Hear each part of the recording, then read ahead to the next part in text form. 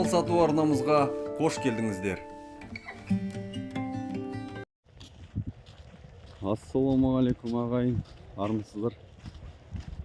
Қалдарыңыз қалай, амансыздар ма? Павлодар облысы Баскөл деген ауылдық көшесіне келе жатырмыз. Кешкі. Маса деген невозможно. Кешкі саяхат. Масаны өлтіретін адам жоқ па? Улайтын. Маса шықты. Далаға шығу невозможно. Сериал жалғасуда. Балалар ойнай алмай отыр далаға шығып. Маса жейді. Су биыл ағыл тегіл келді, жаңбыр ағыл тегіл жауып отыр. Масаға жақсы болды.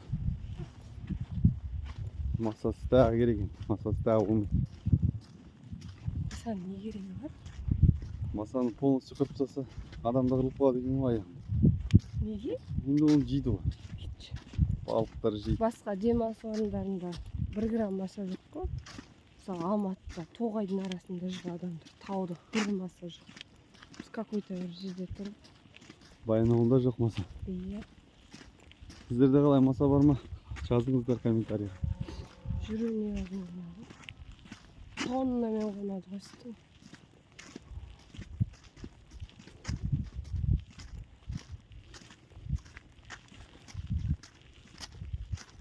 Жалпы айтады ғой, резко континентальный климат деп. Сол ғой. Қазір міне күн жап-жақсы болып тұр. Аяқ астынан резко. Бағана солай болды ғой, күн қайнап тұр. Жаңбыр жауады, Бір жел кезде соғып, дауыл соғып кетеді. қап-қара болып. Күн күркіреп, жаңбыр құйып. Кетті ғой. Температура 80 градус секіреді ғой бізде. Қыста минус 40-қа дейін барады. 45-50-ге дейін барады кейде. Жазда 40 градустыққа барады. 80-90 градусқа барады ғой. Резко континентальный деген сол екен ғой. Оны кім білген?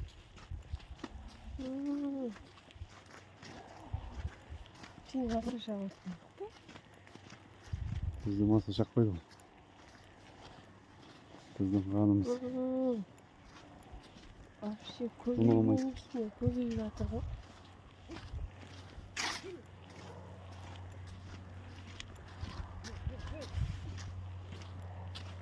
Телефонды дұрыстап. Біздің арнамызбен бірге болыңыздар. Каналға жазылып, пікір қалдырып отырыңыздар. Біздің ауыл деген осындай. Бүгін жаңбыр жауды. Күнде жаңбыр жауады. Аспан деген осындай. Біздің аспан осындай. Сіздердің аспандарыңыз қандай десеңге.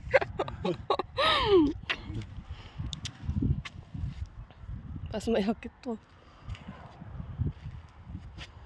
Мал сату Forbes арнасымен болыңыздар бірге. Рахмет болып отырғандарыңызға. Видеоларымызды толық көріп отырыңыздар. Лайк, комментарий басуды ұмытпаңыздар. Жарнама беруді де ұмытпаңыздар. Иә, жарнама беріп отырыңыздар. Екі жарнама берсеңіздер. Беріп тегін.